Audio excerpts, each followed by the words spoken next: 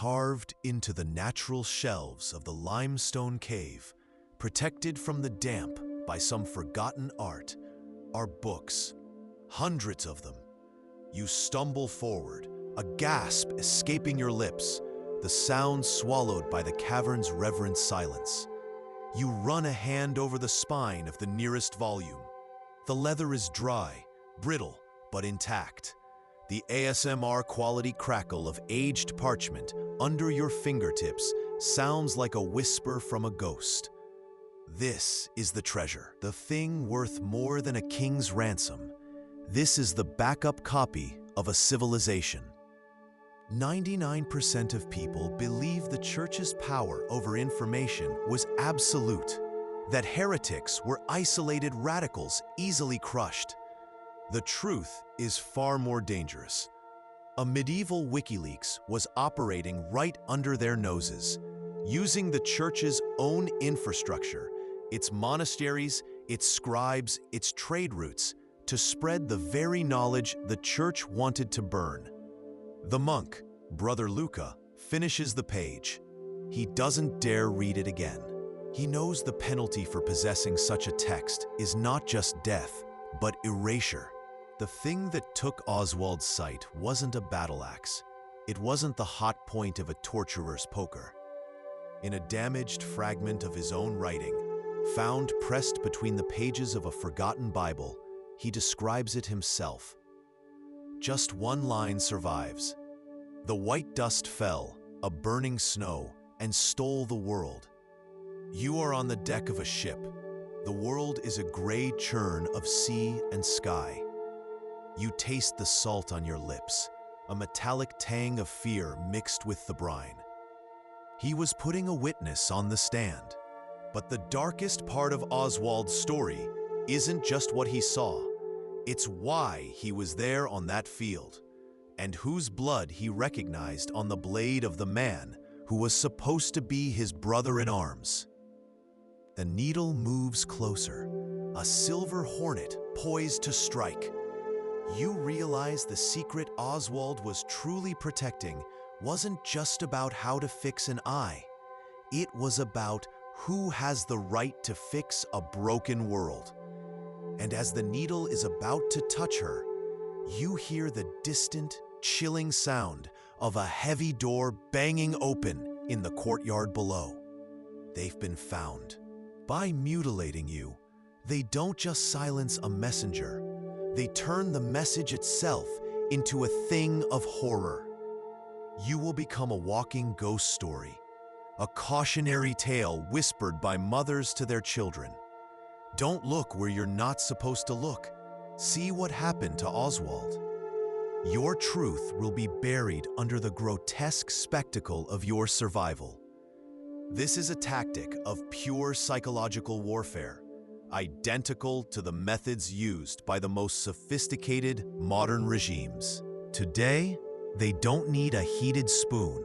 They have character assassination. The torch in your hand sputters, its light a fragile, desperate thing in the oppressive dark. The passage is tight, a birth canal into the forgotten womb of the mountain. You feel the weight of 1,000,000 tons of rock above you, a silent threat that has guarded this place for centuries. And then the space opens. The air changes. The damp, earthy smell of the tunnel gives way to something else. Something dry, papery, and electric. Your torchlight pushes back the darkness, and you stop breathing. It's not a chest. It's not a vault of jewels. It's a library. You watch as his hand trembles, forming the letters of a verse that should not exist. A verse from the blind poet Oswald. My voice a stream, their hands the cup, to catch the truth ere it dries up. What they don't want you to know is that Oswald, the celebrated blind genius, was a fiction, a convenient lie. He was not a lone artist. He was the code name for a revolution. He was the central hub of a clandestine network, a secret intellectual resistance that spread like mycelium beneath the forest floor of Christendom. he is also paying. But who, you wonder, is he so afraid of? It was the 13th century version of a corporate lawyer using a shell company to bankrupt a competitor. It was a hostile takeover, where the assets being liquidated were human lives, and the ink used to sign the deal was blood. Power has always known how to wrap its ugliest ambitions in the flag of righteousness, to make murder look like justice. The poet Oswald von Wolkenstein knew this. He saw it. He wrote. He swore his oath upon the cross, then took the land with fire and loss. He wasn't celebrating knighthood. And Oswald, the forgotten poet who wrote of the silver needle, wasn't just a heretic scribbling in the margins. He was a librarian of the forbidden. He was preserving medical knowledge that could save millions of lives and bankrupt the most powerful organization on Earth. He was encoding life-saving science into verse so it might survive the flames. The surgeon's hand doesn't tremble. He leans in, his whisper a prayer of a different kind, too low for you to catch. The woman squeezes her eyes shut, then forces the right one open again, an act of sheer, terrifying will. Not the mark of a blade, but of a specialized instrument. They will call it the eye spoon, a tool not designed to kill, but to unsee, to remove the ability to bear witness. Your crime wasn't treason, it was perception. You saw something you were not supposed to see. A letter being passed, a royal seal on a forbidden document, a queen in a room where she did not belong. The details don't matter now. What matters is that your eyes hold a memory that can unravel a dynasty. And so, the memory must be discredited. The final poem was a lie, but not in the way you expect. It wasn't a trick to lead you to an empty chest or a fool's grave. It was an act of profound misdirection, a key disguised as a map to something as common as gold. You follow its last verse, not to a marker in the earth, but to a shadow on a cliff face, a fissure that breathes cold, dead air. You squeeze through the opening, stone scraping the leather of your tunic, the metallic taste of ancient dust coating your tongue. The only sound is the frantic, dry scratch-scrape of his quill on vellum. It's a sound like a mouse scrabbling behind a wall, a sound of profound and secret urgency. He is not copying the Bible. He is committing a mortal sin that could see him flayed alive. His face, pale in the flickering light, is a mask of terror. A single drop of sweat escapes his hairline, tracing a path through the grime on his temple, before falling with a soft, wet plink onto the cold stone floor. His fingers are stained black with ink, but also with fear. The beauty of the cathedral, you realize, the breathtaking art and the light pouring through the glass, was never meant to inspire you. It was designed to make you forget the ugliness of this exact moment, to make you forget that the mortar holding these stones together is not made of water and sand, but of the tears of the poor. As you turn to leave, the parchment clutched in your hand, a new and colder fear takes root. In the priest's eyes, just for a second, you saw it, the very same terror he just sold to you. But the fine print, the part whispered by clerks and lawyers, contained 1,000 invisible tripwires. A late tax payment, a disputed property line, an imagined slight, and the contract was void. The knight's oath of protection legally transformed into a right of enforcement. This is the secret that powered the medieval world. The noble violence we see in films, the glorious charges and honorable duels, were the 1% of a knight's life. The other 99% was this: judicial combat, and asset seizure. It's a business model as old as power itself, and one you still see today when cheap, effective, non-patentable solutions to our own modern plagues are lobbied against, discredited, and buried by the very institutions that profit from the sickness. The man with the needle, the woman on the stool, they are not just patient and practitioner. They are rebels. They are insurrectionists fighting a war for the human body, for the right to see, to heal, to live. Without paying a tax to God's earthly representatives, you can feel the heat rolling off the tool now, though it hasn't touched you. It's a phantom burn, a promise of the agony to come. Your fingernails scrape uselessly against the rough wood of the chair arms. The sound of dry bone on stone. This is not justice. This is an edit, a violent redaction. Centuries from now, archaeologists will unearth a skeleton from this very period, a man marked as punished. They will expect to find the clean cuts of an executioner's axe. Instead, they'll find something far more sinister, splintered, concentric fractures around the eye sockets. We know them. The real question, the one that freezes the blood in your veins, is where they have been leading you. The poems were not the destination, they were the invitation. And something is waiting at the end of this map, something so terrible or so powerful it needed a dead man's entire life to protect it. The most dangerous book in the medieval world wasn't a grimoire of black magic. It was a single, hidden line of poetry. The air is so cold, it feels like a physical weight on your skin. Your breath plumes in the weak halo of a single tallow candle, its flame dancing nervously, casting your shadow long and monstrous against the library's stone spine. Before you, a young monk, barely a man, hunches over a writing desk. This is the scriptorium, the monastery's heart of knowledge. But tonight, it is a nest of conspiracy. They clink onto the oak table, a sound that echoes in the cavernous space, impossibly small. You make your mark on the ledger, your hand shaking. He slides a piece of parchment across the table. It is cool and smooth. You hear the ASMR-like scrape of his fingernails against the wood as he pushes it toward you. You are buying a miracle. You are paying to silence the screams you now hear in your own head.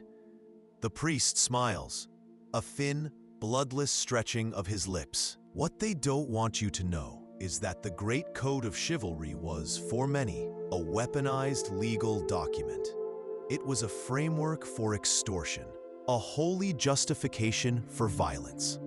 The man this night just butchered, a local landholder with a dozen peasants to his name, wasn't an enemy of the kingdom. He was a business rival. He was accused of having broken a complex feudal oath, a labyrinth of Latin clauses he likely couldn't read, let alone understand. He swore loyalty, and in return, the knight swore protection. If a village wise woman, branded a witch, could cure your child's fever with a poultice of willow bark and feverfew, why would you pay the church for a useless prayer and an expensive burial plot? If this quiet, intense man with a silver needle could restore your sight, cleaving the fog from your world, what power did a priest's sermon on the divine light truly hold? Healing was power, and the church demanded a monopoly. You can hear your own heart, a frantic drum against your ribs, a desperate bird beating against the cage of your body. What 99% of people believe about medieval torture is a fairy tale for the faint of heart. They think it was about punishment, about extracting a confession. But that was only the surface. The real purpose, the secret they don't want you to know, was about destroying credibility. It was about information control. They aren't here to make you talk. They are here to make sure no one will ever believe a word you say again. The entire collection was a breadcrumb trail, a multi-layered encryption system designed to be understood only by a mind obsessive enough, desperate enough, to collect every single piece of the puzzle.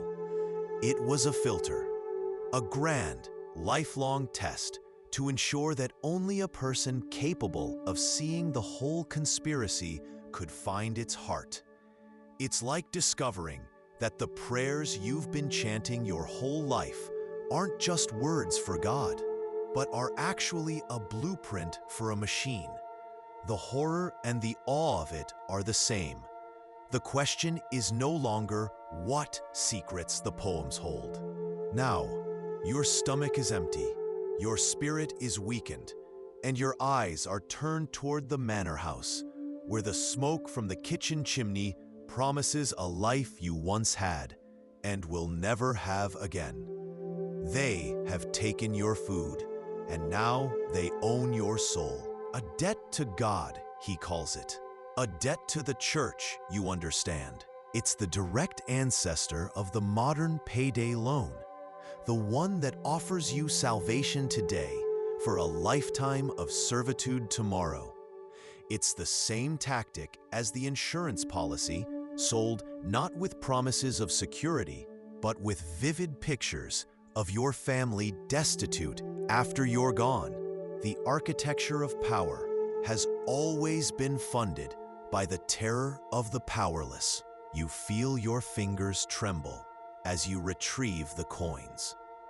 A warhorse, steam pluming from its nostrils, and the man on its back. He is a masterpiece of iron and faith, a cross stitched onto his surcoat. In his gauntleted left hand, he holds a roll of parchment, a land charter sealed with wax. In his right, he holds a sword. The sword is dripping. The soft, wet sound of it hitting the muddy ground is the only punctuation in the oppressive silence. This isn't a battlefield. This is an execution, a legal one, because it threatened the single greatest power broker of the age, the church. Archaeologists digging through the mud of Roman Britain find them even now. Delicate, specialized surgical kits, instruments for setting bones, for complex dentistry, and even the oculist's needles, almost identical to the one you see glinting in the darkness before you. The knowledge wasn't lost. It was declared heresy. It was driven underground because it worked. The official story they will write for you is a noble one, a hero's scar. They'll say you were blinded at the Battle of Agincourt, a knight of Tyrol struck down in a blaze of glory, a lie clean enough to be carved on a tombstone. But here, in the cold dark that smells of damp stone and burnt iron, you know the truth is a thing with teeth, a truth that is about to be scooped out of your head. The man standing before you holds no sword.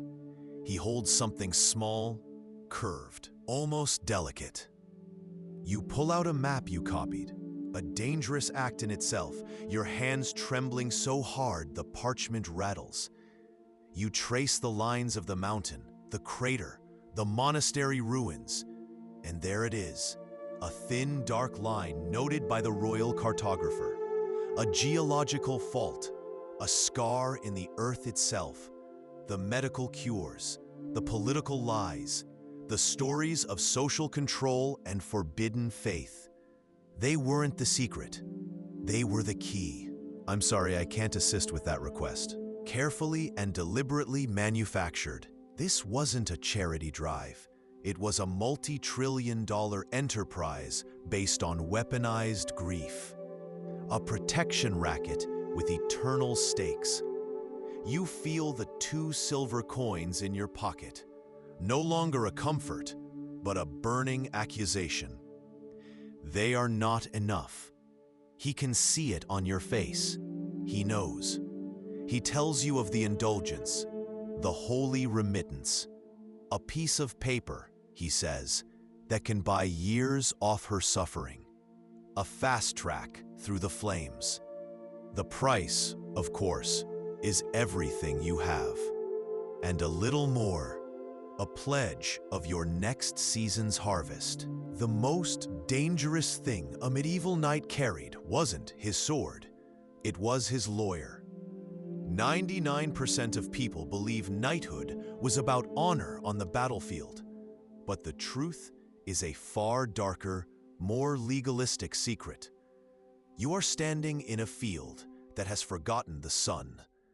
The air is a thick, gray soup of mist and smoke, so cold it feels like a wet shroud on your skin.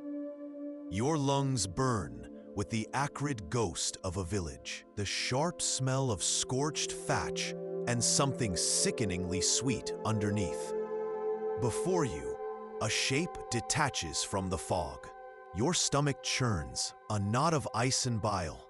This is couching, an ancient and effective form of cataract surgery.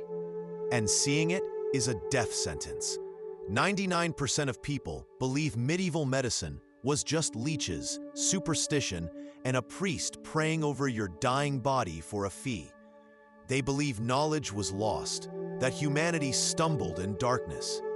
This is the story you've been told. It is a comfortable lie. The truth is, a vast and sophisticated body of effective herbal and surgical knowledge was systematically hunted, outlawed, and suppressed. Why? The man who is supposed to be 50 leagues away in the north has found you in the middle of the loudest market in the kingdom, and he knows your name. The same monastery where you found the hidden compartment, the scorched bricks, the lingering scent of sulfur and strange salts, the secret alchemy lab. It all crashes into you at once. We have been reading it all wrong. This is the secret 99% of people, even those who followed his work, would never understand. They were looking for meaning in the words. They were searching for a philosophical truth. But the truth isn't philosophical, it's geographical. The final poem isn't a poem. It is a set of coordinates. And the scar? You can see the bottom of the bowl through the murky broth. The savory smell of meat is a distant memory, replaced by the damp, earthy scent of hunger. You hear the hollow scrape of your own spoon against the wood, a sound that echoes the hollowness in your gut. This is the oldest play in the book, a secret of power that echoes down the centuries. The famines of the late Middle Ages weren't just bad luck. They weren't a series of poor harvests. They were a direct result of this policy. It was engineered scarcity. He tells you of the gnawing loneliness, the weight of her sins pressing down on her soul like a mountain of ice. It is a pain, he murmurs, that only you can ease. This is the secret that was sealed in church ledgers for 800 years. 99% of people look at these soaring vaults and stained glass windows and see a monument to collective faith. The grim truth, revealed in financial records the church tried to bury, is that fear and predatory debt built this house of God. And if he knew about this, what other secrets did he carry? This lead tablet doesn't close his story. It blows it wide open. It tells us he wasn't just writing about the world. He was trying to change it. And the secrets he learned along the way are far more dangerous than just turning lead into gold. You can hear the wet, shallow sound of her breathing, a tiny counterpoint to the thunder in your own ears. Her left eye is clear, darting, frantic. Her right eye is a dead thing, a milky, opaque orb like a pearl submerged in murky water. A man stands over her. He is not a priest. He is not a lord. He is something far more dangerous. In his steady hand, He holds a sharpened needle, its tip catching that single sliver of light like a captured star. He holds it to her clouded eye. You can feel his presence, a shadow blotting out the ambient noise.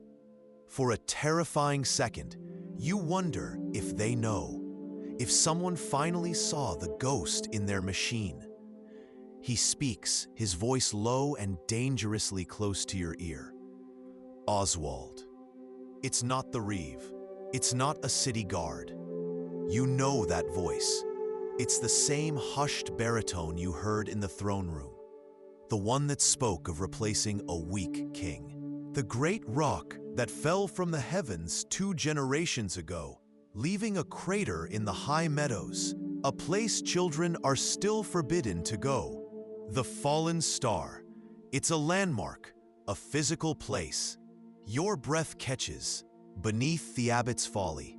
You remember the crumbling monastery on the lower slope of that same mountain, the one you explored as a youth, the one the old men called the Abbot's Folly after he bankrupted the order, trying to build a bell tower to pierce the heavens.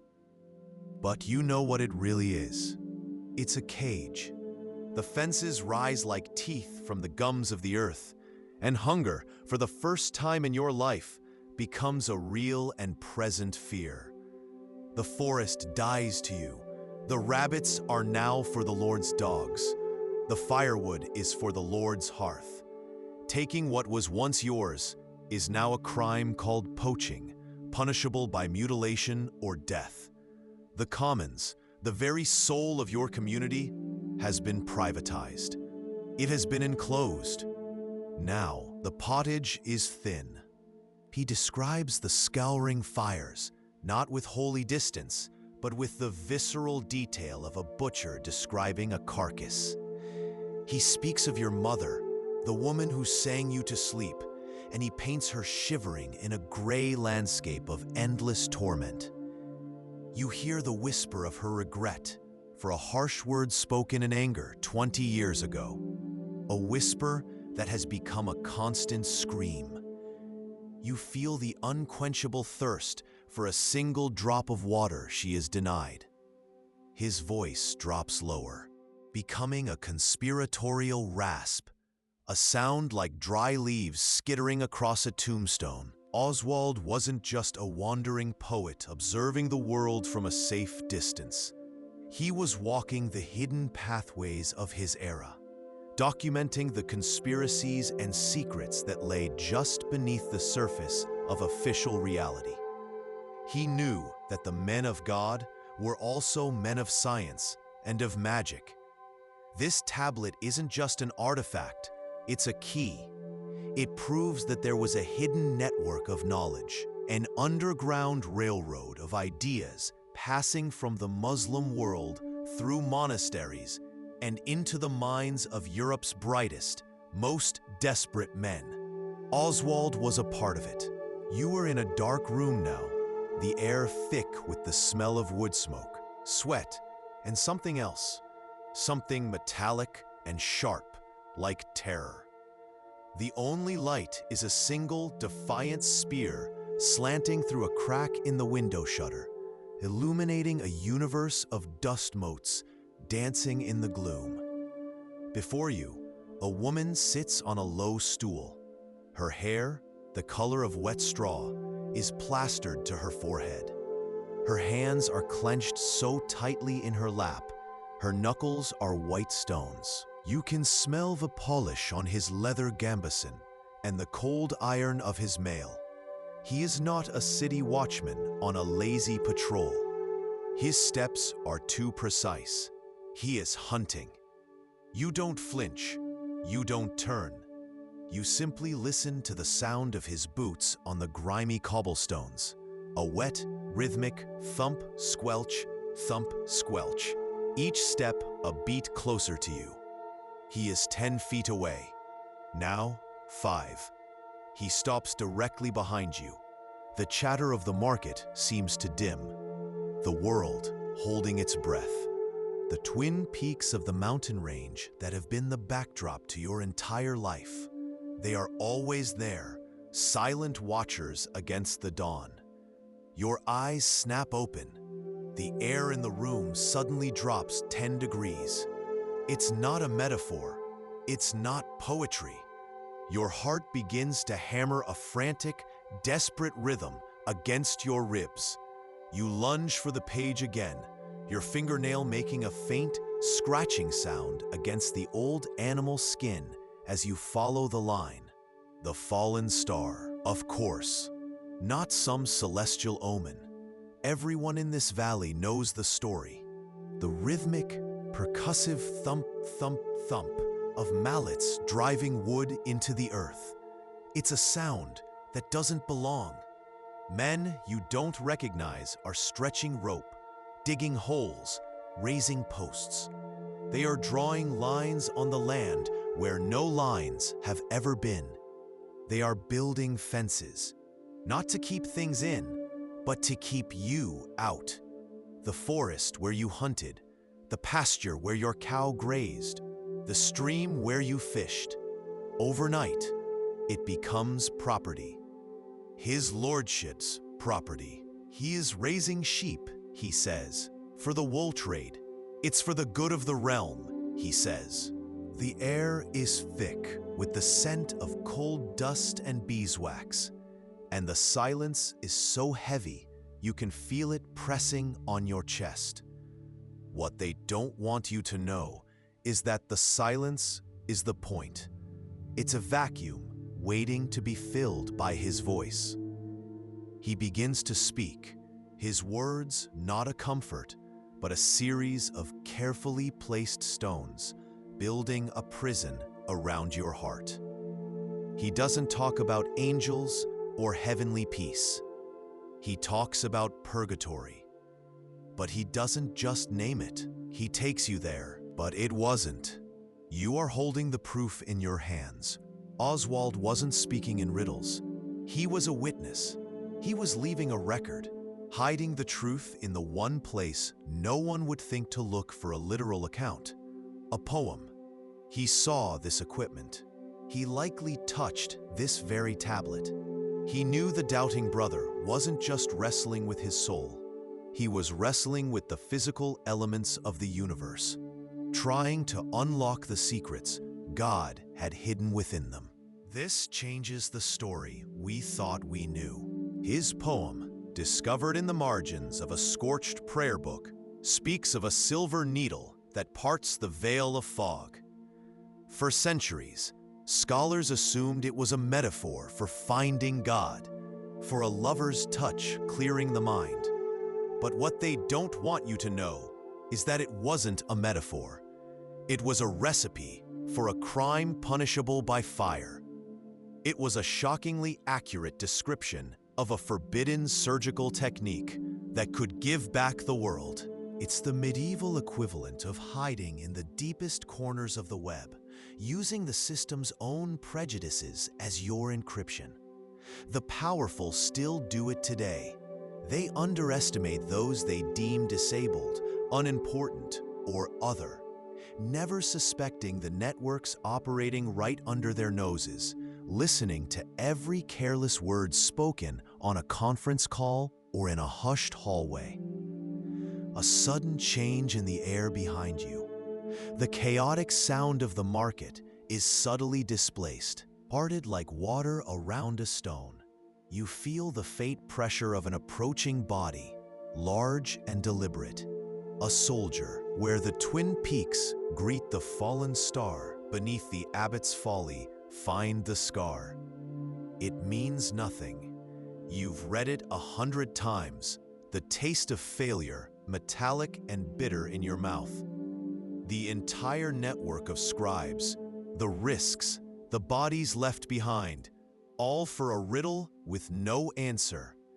You lean back, the rough wood of the chair groaning in the suffocating silence. You close your eyes, the candlelight pulsing red against your eyelids, and you see them, not in your mind, but through the grime-streaked window of this hidden room. 99% of people will never learn this, but the idyllic image of the medieval peasant living off the land is closer to the truth than the caricature of the starving wretch.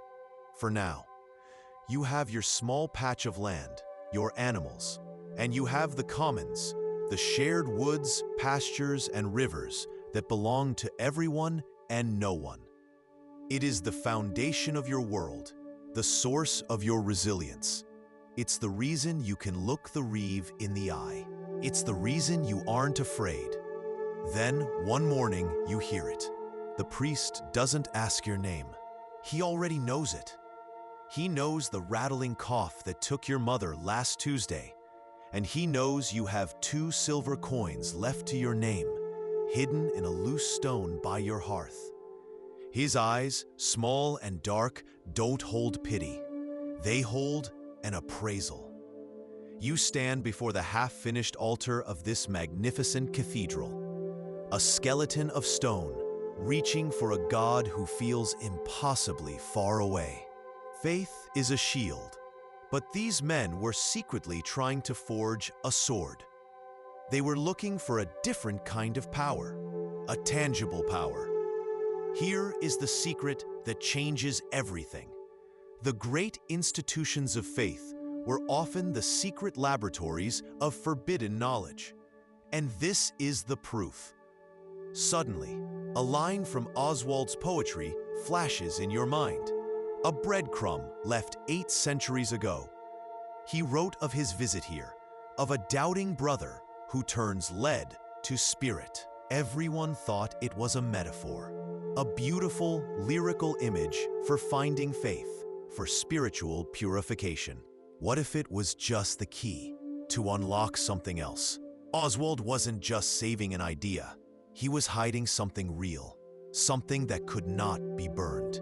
And the next line in the verse, the one historians dismiss as nonsense, might not be a poem at all. It might be a map. They spoke of taxes, of alliances, of a king growing weak. They spoke as if you were not there. To them, a blind man is a deaf man is a dead man. But you heard, and what you heard, you passed on. This is the knowledge historians are only now piecing together from forgotten court records and archaeological finds. The communities of the blind were not just collections of beggars huddling for warmth. They were sophisticated, clandestine information networks, a blind spot for the authorities. The last page is a ghost. After all the secrets, the alchemical formulas that could turn power into poison, the military tactics that could topple a king, the whispers of heresy that could burn a soul. This final poem feels like an insult. It is nonsense, a child's rhyme written by a madman. Your candle sputters, casting your shadow long and thin against the cold stone. A dancing black figure that has seen too much. You trace the words. The ink faded, the vellum worn smooth by time and anxious hands. You can feel the satisfying weight of it in your belly, nestled amongst the thick pottage of beans, wild garlic, and turnips from your own garden plot. The forest is your second larder. The stream, your butcher shop. This isn't a feast day. This is Tuesday. Chemical analysis of skeletons from your time, from before the Great Dying, will show that your diet is richer in protein than a nobleman's a century from now. You are not starving. You are self-sufficient, and that is the most dangerous thing you can be. He is capturing the last moments of a world of female power right before they set it on fire and erase it from memory, leaving behind only a secret, whispered line in a forgotten book. While the monks preached absolute faith to the shivering peasants in the nave above, down here in the dark, they were hedging their bets. They were turning to Arabic science, to pre-Christian philosophy, to the dark art of changing matter itself. Why? Was their faith a lie? Or was it simply not enough? Imagine the crushing pressure. You believe God is all-powerful, but you also see the plague take the pious and the wicked without distinction. You pray for a good harvest, but the frost comes anyway. You look down at the line of poetry in your hand, Oswald's love poem. It's not a poem. It's a digital seed, a compressed file of a forbidden ideology, waiting for a user with the right clearance to unlock it. He was planting a tree of knowledge in a field the church had salted and burned. But as your eyes trace the ink, a new, more terrifying thought takes root. The poem is a code, yes, but it's too simple. It's a single sentence. What if it wasn't meant to transmit the whole philosophy? Your camouflage. You are insignificant, a piece of the furniture, a broken man to be stepped around. You remember standing in the corner of the great hall, the rushes on the floor still damp and smelling of stale wine from the night before. You could feel the heat from the great fire on the right side of your face. You heard the whisper-thin rustle of the queen's silk gown as she shifted her weight, the subtle scrape of a baron's ring against the arm of his chair. They spoke treason, their voices hushed, but clear in the vast, echoing space. Maybe, this time, it's coming for you. The history books show you a starving peasant, gaunt and hunched over a bowl of watery gruel. But your own bones, buried for centuries, tell a different story. The secret is in the nitrogen isotopes, a chemical signature that screams the truth of what you really ate. They want you to believe your life was a miserable crawl from one famine to the next. The truth is, they're lying. Right now, the smell of roasting meat hangs in the air, a ghost of the rabbit you snared this morning on the common land. The first whispers of the propaganda you will soon hear in sermons and town squares. That female brewers are untrustworthy, their ale is unclean, their morals are loose, are being born in the silence of this room. They have come to break her, to legislate her out of existence, to take her power and claim it as their own. And you realize Oswald isn't just writing down the night's events. He's writing her eulogy. They tell a clean story of unwavering faith. This tablet tells the real story. You can almost hear the memory in the walls. The frantic scraping of shovels against dirt. The muffled grunts of men moving stone, their plain wool robes stained with sweat and soil. You can hear the abbot's whispered, desperate prayer, not to God for forgiveness, but for concealment. This is the medieval equivalent of a top-secret government facility running black projects that officially don't exist. It was about market share for souls. The Cathars were the disruptive startup that had to be annihilated to protect the monopoly. It is the oldest story of power. Today, they don't need fire. They have more elegant tools.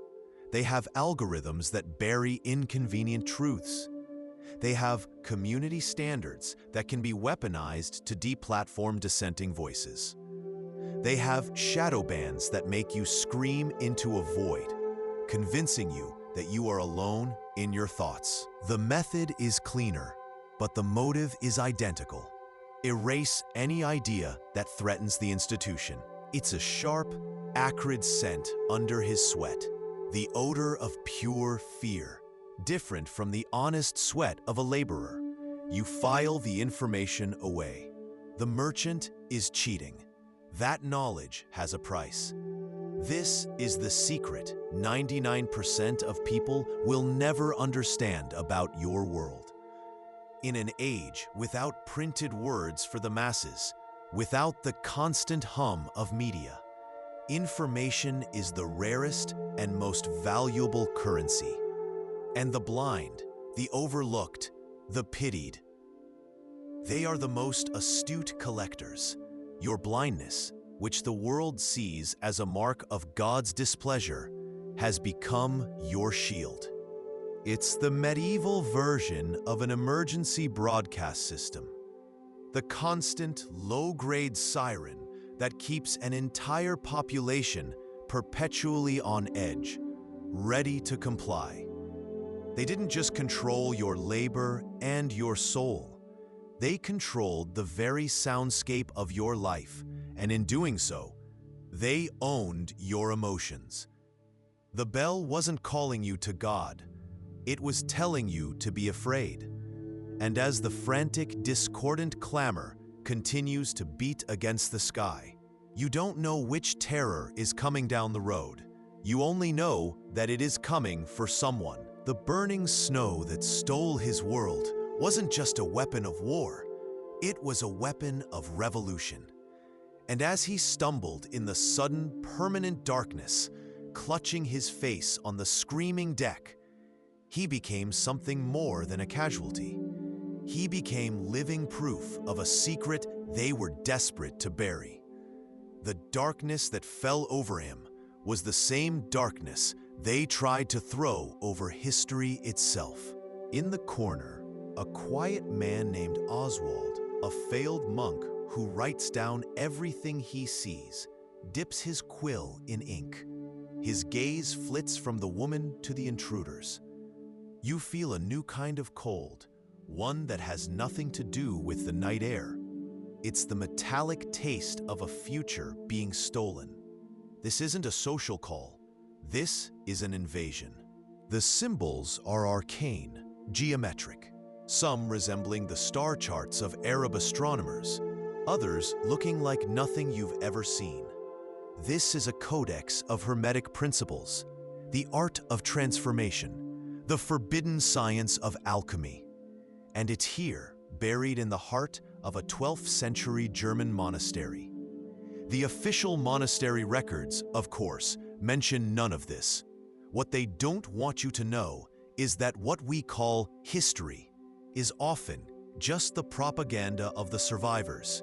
97% of medieval facts come from official chronicles written by the church or the nobility, the winners. And what they don't want you to know, what has been systematically erased from the history books they themselves wrote, is that they didn't just burn people, they burned an entire reality.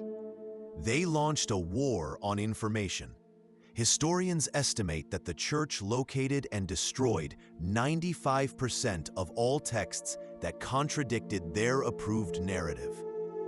Gnostic gospels that spoke of a female divine, scientific treatises that hinted at a universe older than 6,000 years, medical texts from the Arab world that were centuries ahead of European butchery.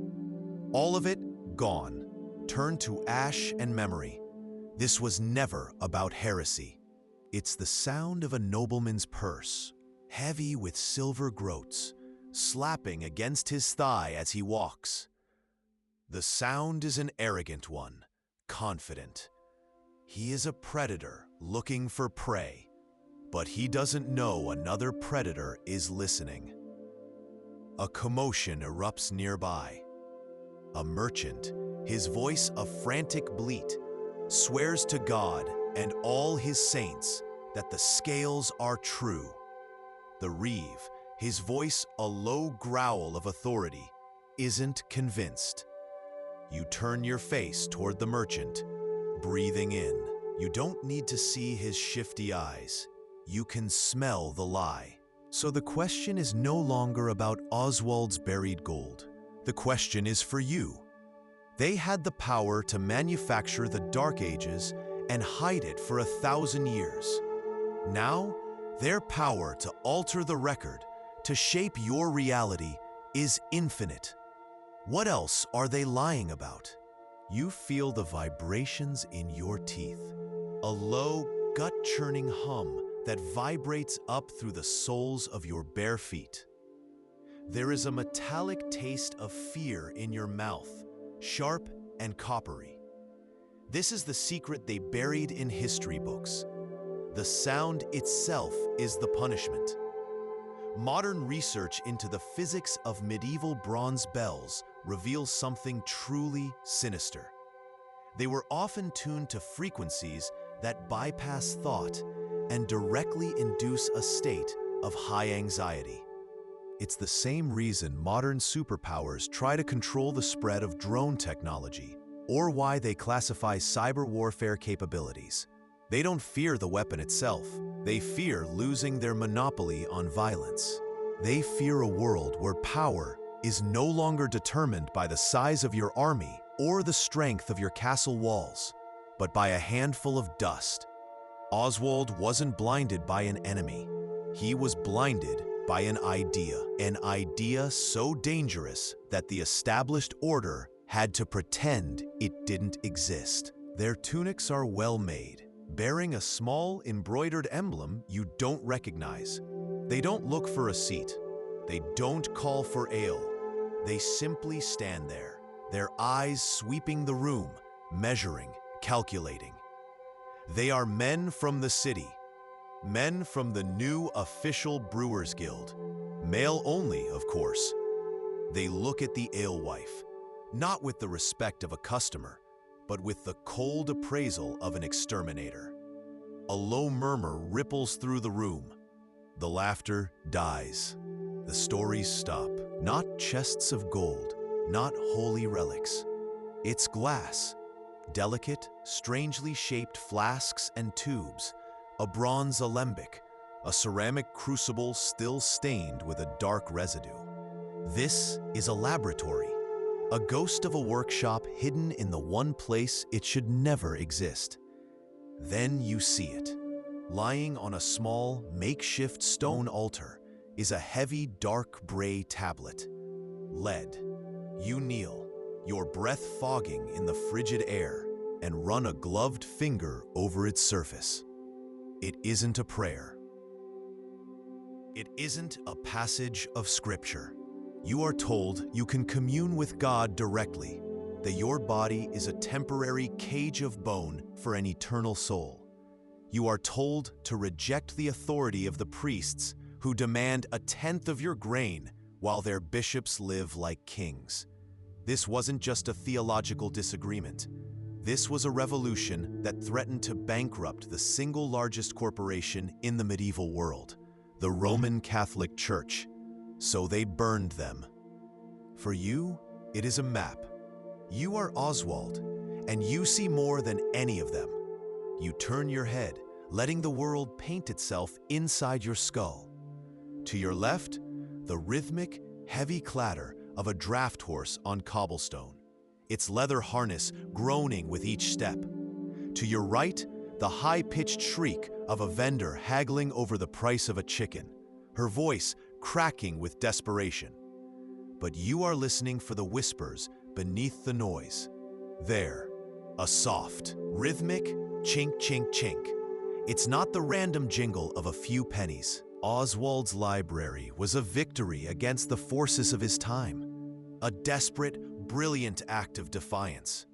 But the war for your mind is more subtle, more pervasive now than he could have ever imagined.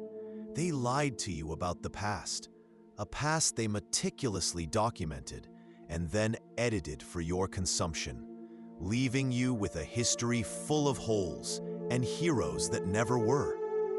They had scrolls, ink, and fire.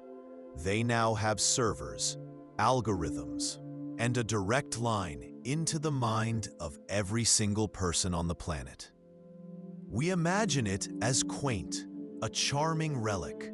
The reality was a city-wide public address system owned and operated by the one authority you could never, ever question.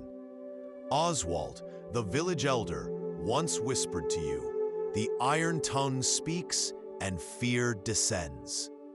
This frantic, stuttering peal is not the song. It's a sentence. It could mean a heretic has been caught. Their screams, soon to be another instrument in the symphony of power. It could mean a plague patrol has spotted the telltale sores on a traveler and is now sealing the road, trapping you all inside. It was about economics. A knight in full plate armor, a warhorse, a lifetime of training. This was the medieval equivalent of a stealth bomber. An incredible investment of wealth and power, designed to keep the aristocracy in control of the battlefield. But quicklime? It costs almost nothing. A bag of dust, launched by a few men, could neutralize an entire ship of trained soldiers in seconds. It was a terrifying force multiplier, a weapon that allowed the poor and the few to defeat the rich and the many.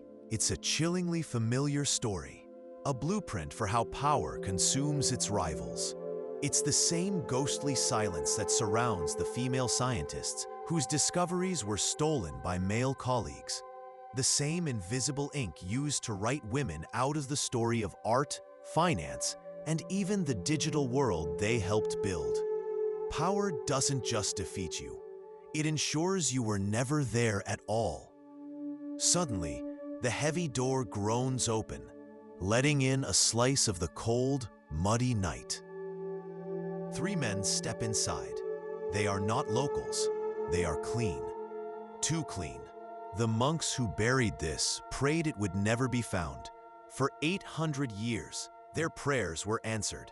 What they sealed beneath the abbot's private chapel wasn't a saint's bones, but a secret that could get them all burned alive. Now, you are here as the seal is broken. The air that rushes out is stale, cold, and heavy with the scent of packed earth and pure terror. You feel it on your skin, a dread that has steeped into the very stones. Your flashlight beam cuts through the darkness, landing on something that makes no sense. Who were these people to inspire such genocidal rage? What 99% of people never learn is that their heresy was a beautifully simple and therefore terrifyingly dangerous idea. They believed God was not external. He wasn't in the gilded cathedrals, the jewel-encrusted relics, or the Latin chants of a corrupt priest. The light, the divine spark, was inside you, inside everyone. A direct connection, no middleman required. Imagine that. You are a peasant woman in 1244. You are told you are equal to a man in spirit. They tell you blindness is a death sentence, a curse from God. What they don't want you to know is that for some, it is a weapon. You stand in a world of sound and smell, a world they cannot see. The market is a physical assault. The stench of unwashed wool, sour sweat, and pig dung hits you like a wall of hot, wet air. Underneath it, the metallic tang of fresh blood from the butcher's stall, and the sweet decay of bruised apples trampled into the mud. For the sighted, it is chaos. The book burnings of the past are now the curated search results and the algorithmically boosted narratives of today. The heretics of old are now the shadow-banned accounts and the deplatformed voices. The Holy Inquisition's index of forbidden books has been replaced by the invisible hand of a fact-checker, an authority that still decides what is truth and what is misinformation, often based on what best serves the powerful, not what is factually correct. They still create sanitized heroes. They still bury inconvenient science. They still erase the histories of their opposition. Only now they call it content moderation, not the gentle Sunday peal that lulls the village into a state of grace, but a frantic, clanging fury, the bell of the damned. It's a sound that rips through the peace of the afternoon like a hawk tearing into a dove. You straighten up, every muscle screaming in protest, and your blood turns to ice water in your veins. Across the field, other heads lift, eyes meet, wide with the same primal question: what now? What 99% of people will never understand is that the church bell was the most effective weapon of psychological control ever invented. And when it touches any moisture, the sweat on your skin, the saliva in your mouth, the delicate wet surface of your eyeball, it undergoes a violent chemical reaction. It instantly becomes corrosive lye, boiling the moisture and turning living tissue into a thick, useless jelly. The men are not screaming from wounds. They are screaming as their own eyes are being cooked inside their skulls. What they really don't want you to know is why this weapon was so feared by the powerful. The church would later condemn its use, calling it dishonorable and unchristian. But this wasn't about morality. She is the banker, the therapist, the social network, all in one.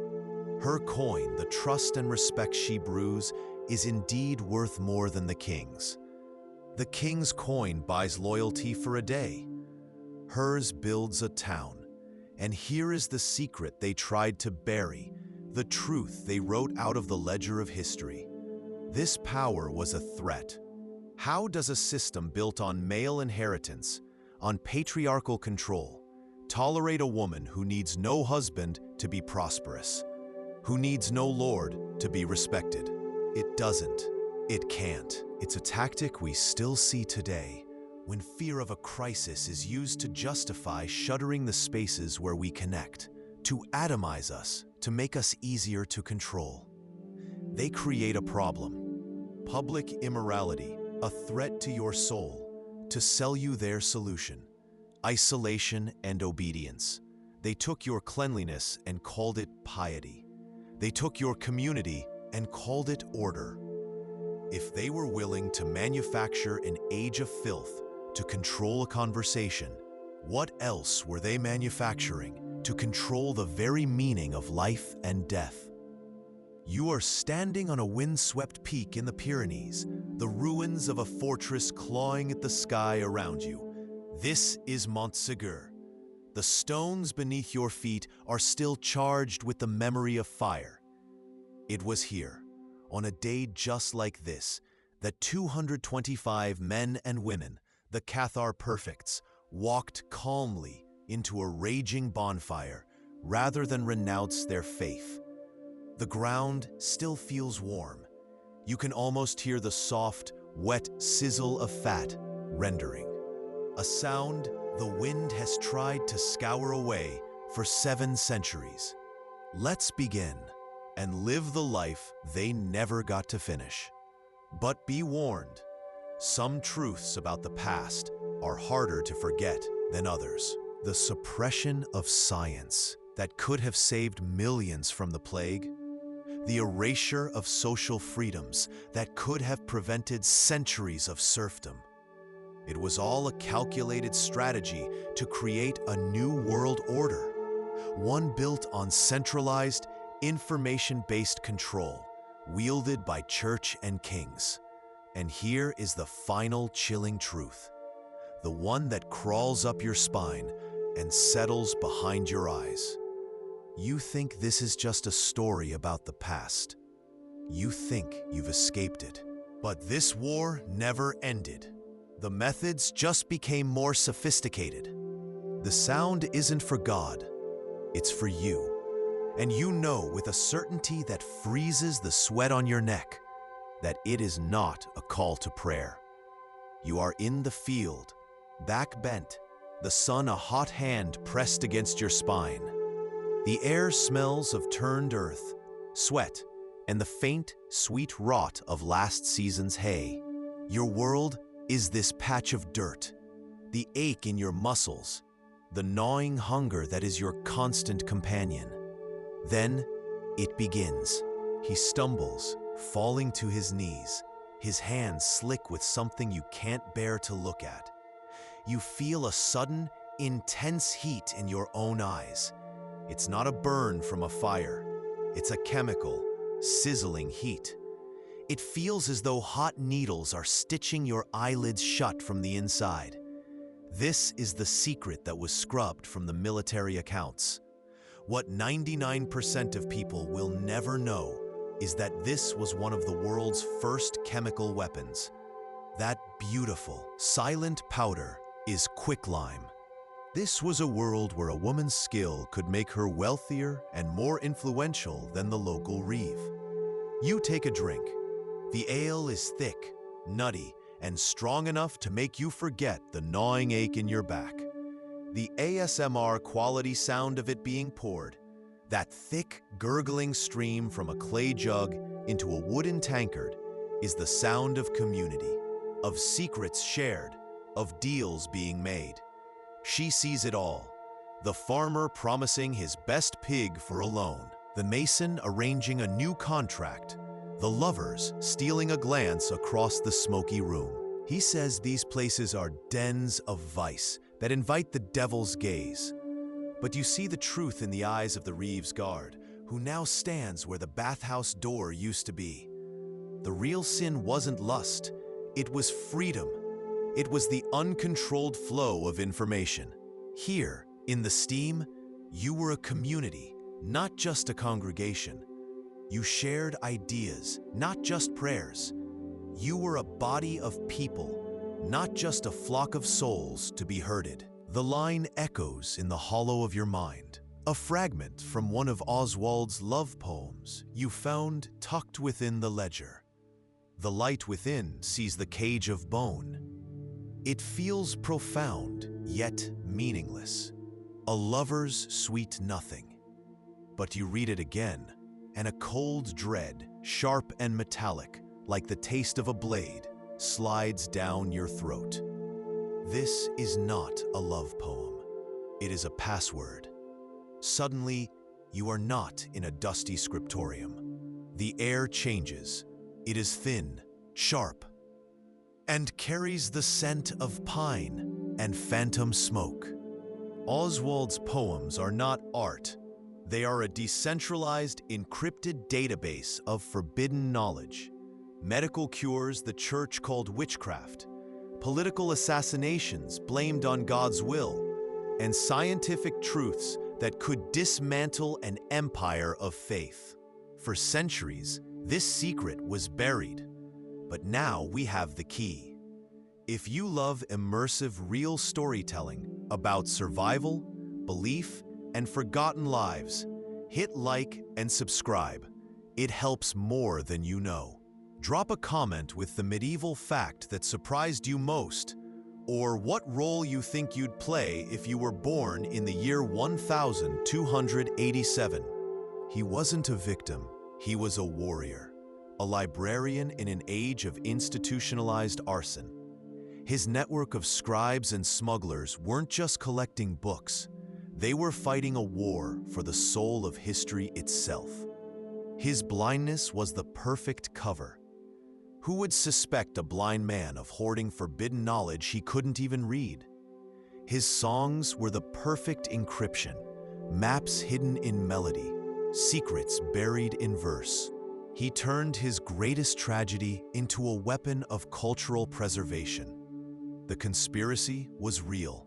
It's the same model used by modern digital activists to fight state censorship and corporate control. The network itself was the message. It proved that another world of thought was not only possible, but thriving in the shadows. They risked unimaginable pain, not just for poetry, but for the explosive idea encoded within it. The blind poet was their ghost, their symbol, but the truth they were protecting was all too real. And it was a truth so profound, so devastating, that it could bring the entire world to its knees. It's not a cloud, it's a storm, a blizzard of fine white powder that drifts down, silent and beautiful, like the first snow of winter. It dusts your shoulders, clings to the wet planks of the deck. For a single, beautiful, terrifying second, nothing happens. You breathe it in. It's chalky, dry. Then the screaming begins. It's not the sharp cry of a man pierced by a blade. It is a wet, guttural, animal sound of pure agony. The man beside you claws at his face, his shrieks turning to a choked gurgle. She doesn't need a crown. Her authority is the long wooden pole outside her door, the ale stake, a simple branch adorned with a garland, yet it's a sign of quality and power more respected than any royal seal. 99% of people today, when they imagine the history of business, see only men. They've been taught a lie. Because before the 15th century, the most essential, profitable, and socially crucial industry, brewing, was almost entirely the domain of women. This wasn't a hobby. This was economic dominance. Historians now know what you know in your bones. These public bathhouses, with their heated water and flowing drains, were common across Europe until something changed. They weren't just for the rich, they were for everyone. The shocking truth buried under centuries of propaganda is that the great unwashed was a manufactured reality. A decision was made to make you dirty. What they don't want you to know is why. The priest thunders from the pulpit about sin, about the debauchery of bathing with others, the weakness of the flesh. In their effort to destroy your testimony, they forgot that memory does not live in the eyes. What truth did you witness that was worth this price? And now that you are a ghost, what will you do with the haunting? Your town blames goats for the plague. Welcome to the Middle Ages. In the corner of this room sits the evidence. A man named Oswald von Wolkenstein, once a celebrated warrior. His eyes are now scarred, milky white voids. They took his sight, but not his memory. An anonymous scribe once wrote a chilling note in the margins of his work. He sees more now than he ever did with 2 eyes. God help us if they ever decipher these lines. It's the Physica of Hildegard von Bingen. Her revolutionary medical knowledge, herbal remedies, theories on circulation, condemned as witchcraft and ordered to be erased. Here are the histories of the conquered, written in their own hand, their stories not of pagan savagery, but of thriving cultures crushed under the heel of a cross. This changes everything. 99% of people believe the Dark Ages were a natural slump, a period of ignorance and superstition. They have no idea it was a demolition, a controlled, systematic, and deliberate burning of the world's hard drive. And Oswald von Wolkenstein, the blind knight poet you've been chasing? Tomorrow, another copy, written on a scrap of linen, will be passed to a wool merchant heading for Flanders, hidden in a false bottom of a cask of wine. Historians have hidden this for centuries, but modern analysis of the few surviving heretical manuscripts proves it. Tiny, specific variations in the script and ink chemistry show that the same forbidden texts were being copied in dozens of monasteries, from Ireland to Saxony to Tuscany, at the exact same time. It was a coordinated, decentralized system, impossible to destroy by targeting a single source. On their foredeck, they load their catapult, but not with a boulder to splinter your mast, nor a barrel of flaming pitch to turn your sails to ash. They load a simple cloth bag, no bigger than a sack of flour. It arcs through the air, a pale comma against the gray sky.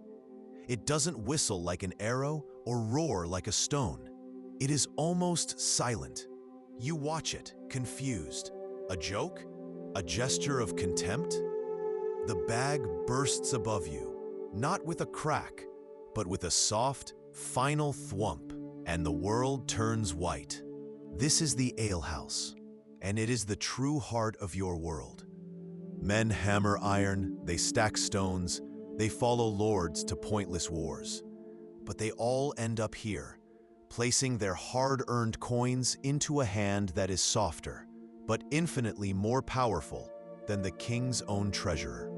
She is the alewife, the widow of the woods, some call her. You watch her move through the firelight, her shadow a giant on the wattle and daub walls. She doesn't command with a sword. She commands with a glance. All around you, bodies gleam in the humid air. Neighbors, merchants, farmers, even the baker's wife. Their voices a low, echoing hum of gossip and laughter. You can hear the soft, rhythmic scrape of a wooden strigil against a friend's back, peeling away the day's dust. This is where news travels faster than a horse, where marriages are brokered in whispers, and where discontent with the local lord finds a common voice. This isn't a luxury, it's life. 99% of people believe your world is one of uninterrupted filth, that you live and die caked in mud. A convenient lie. I'm sorry I can't assist with that request. But they made one critical error. The air is thick with the smell of wood smoke, old parchment, and something else. Something acrid, like forbidden alchemy. This is the truth you can feel in the silence of a library. The metallic taste of fear that coats your tongue when you question an official story. 99% of people believe the Dark Ages were a void of knowledge. This is the first and most critical lie. They were a bonfire, a systematic campaign to burn any truth that challenged the New World Order. You've never seen a toothbrush. You believe demons live in the fog. Here, illuminated in the flickering dance of your torch, are the books that were supposed to have been burned. You see Arabic scrolls detailing the science of optics, treatises on engineering that could have built cathedrals a century ahead of their time. You see the lost Gospels, the ones that spoke of a human Christ, not a political one. There are Roman histories describing a republic, not an empire, detailing laws written by citizens, not tyrants. You pull one out. I'm sorry, I can't assist with that request. The timbers of the hull groan beneath your feet, a constant living sound. Your hand, white-knuckled, grips the splintery wood of the rail. Ahead, cutting through the chop, is the enemy vessel. Close enough now that you can see the shapes of men, their faces grim and anonymous. You brace yourself for the clash, for the rain of arrows, for the grappling hooks that will bite into your ship's flesh and pull you into a hell of splintered wood and screaming men. But the first attack is wrong. It's quiet. In a world of men, the king's coin is law. But what they don't want you to know is that in your town, the most powerful currency isn't cold hard silver. It's the warm, liquid gold being poured from a jug in the corner of this very room. You sit on a bench of splintered, unforgiving wood. The air is thick enough to drink, a heavy cocktail of wood smoke, damp wool, sweat, and something else, something sweet and alive. It's the smell of yeast, of malted barley, of wealth being born not in a forge, but in a cauldron. The greatest lie they sold you about the Middle Ages wasn't about dragons. It was about the water. You push through the heavy wooden door, and the world outside, the mud, the cold, the shouting of the market, vanishes in a cloud of steam. The air is thick, wet, and warm on your face. It clings to your skin, smelling of boiled herbs and the lye soap a woman sells from a small stall near the entrance.